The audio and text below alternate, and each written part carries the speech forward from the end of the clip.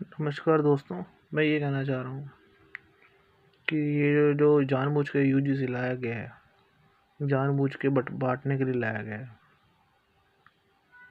ये मोदी जी, अमित शाह जी ने जानबूझ के लाया है ताकि अगर कानून पास होता है तो भाई साहब स्वर्ण सड़क पर आएंगे।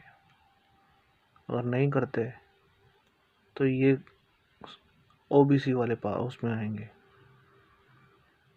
तो जानबूझ के ये किया गया है। अगर हम ऐसे ही लड़ते रहे तो देश के कई टुकड़े हो जाएंगे। तो देश के टुकड़े हो जाएंगे तो भाई साहब दूसरी सरकार जब आएगी कांग्रेस की, वो बटे हुए हिंदुओं पे मुस्लिम का राज करा देगी। क्योंकि डिवाइड एंड रूल की पॉलिसी तभी होती है। आपने कहावत में सुना ही होगा, दो भाइयों को अगर बीच में दोनों के घरों की प्रॉपर्टी पे अगर कब्जा करना है तो पहले दो भाइयों को अलग अलग किया जाता है, ताकि जब किसी भाई पे अटैक हो तो दूसरा भाई बचाने ना आए।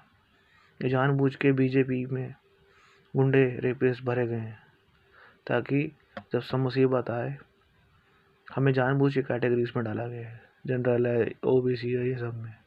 अब हम झगड़े करेंगे तो नेचुरल सी बात है, सरकार को मज़ा आएगा।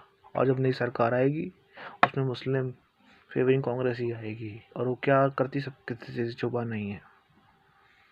अगर ये ऐसे दंगे फसाद होते रहे तो सरकार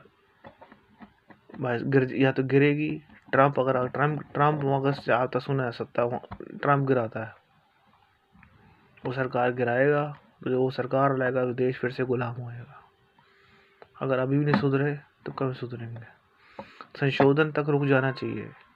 अगर यूजीसी से लग रहा है कईयों को कि अगर ये हो रहा है तो ये हो सकता है कि ये न्यूट्रल लॉ बन सकता है। वैसे बजाय एक दूसरे से लड़ने के बजाय हम एकजुट होकर ये बोलें कि चाहे कोई भी हो, चाहे जनरल हो, यू ओबीसी हो, एससी हो, एसटी हो, सबके लिए कानून एक जैसे हों तो भाई तो हमारी कहानी बनेगी। अगर हम आपस में ऐसे ही लड़ते रहे, कानून लागू करने और ना करने लगे रहे तो सरकार फ़ायदा उठा जाएगी। मेरी आपसे ये विनती है, कृपया सतर्क हो जाइए।